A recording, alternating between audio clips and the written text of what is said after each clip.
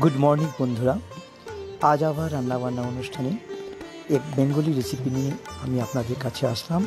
আজ আমি আপনাদেরকে রান্না করে দেখাবো কোয়াশ, আলু এবং সয়াবিনের এক অনবদ্য সংমিশ্রণ।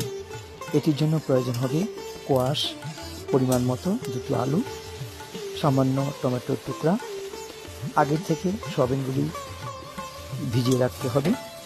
প্রথমে আলু এবং কোয়াশগুলি কেটে ধুয়ে হলদি লবণ মাখিয়ে ভেজে রাখুন। তারপর কড়াইয়ের মধ্যে তেল দিয়ে তেলকে গরম করুন। তারপর পাঁচফোড়ন সম্বাস দিয়ে টমেটোগুলি ঢেলে দিন। সামান্য নরম হয়ে যাওয়ার পর মশলা হিসাবে হলদি, মরিচ, লবণ পরিমাণ মতো, ধনিয়া এবং জিরে গুঁড়ো দিয়ে নাড়তে থাকুন। সামান্য জল দিয়ে মশলাগুলিকে টান টান করে দিন। এরপর সেই ভেজে রাখা আলু এবং কোয়াশগুলিকে ঢেলে দিন এবং সঙ্গে সঙ্গে এই সয়াবিনগুলিকে ঢেলে দিন।